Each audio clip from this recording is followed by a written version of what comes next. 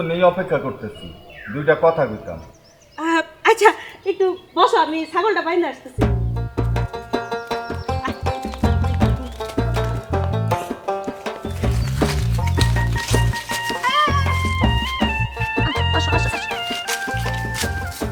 বয়ের দাঁড়া, কইলাম না তোরে আজকে একটা সুন্দর গল্প শোনামু।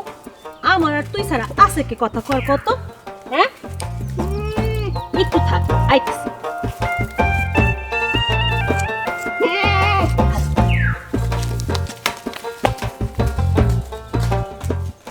কি কথা মিয়া ভাই কন, আমার লগে কি কথা কইবেন, কেন অপেক্ষা করতেছিলেন?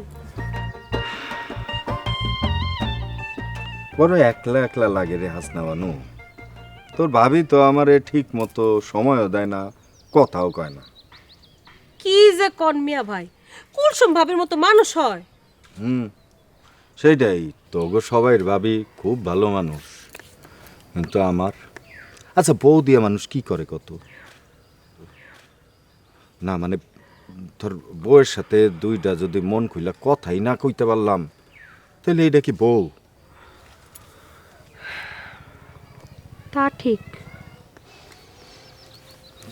কত কথা যে ওঠে মনের মধ্যে হাসনা বানু, এই উথাল পাথাল বাতাসের মতো আমার মনটা উথাল পাতাল করে। সারা সারা মেঘ দেখতেছিস না, মনে হয় মেঘের মতো উইরা দূর দেশে কোথাও চইলা যায়, কিন্তু কার সাথে যাবো, কে আছে আমার? আপনার কষ্টটা আমি খুব ভালোভাবেই বুঝতে পারতেছি মিয়া ভাই। মিয়া ভাই করিস কেন? তুই না ছোটবেলায় আমারে মোজা মিয়া কয়া ডাকতি, ওইটাই ডাক না। আরে ওইটা তো ছোট আছিলাম না, বইজা আপনারে তুই তুমি কত কিছু বইলা ফেলাইছি, আর এর লেগে আম্মার হাতে যে কি মায়ের খাইছি, কত বোকা শুনছি। মানে তোর মুখ থেকে মোজা মিয়া ডাকটা শোনার জন্য আজকে মনটা কেমন জানি আকুলি বাকুলি করতেছে।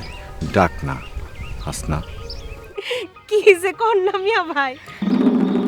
হাসনা বানু, ডাক না একবার মোজা মিয়া। আরে মোজা মিয়া, কি শুরু করছো তুমি? কাহিনী কি?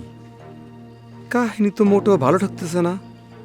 আজকাও মোজাম্মেল ভাই হাসনা মানুষ সাথে ওর কি হাসা হাসি, বিষয়টা তো একটু ভালো ঠকতেছে না।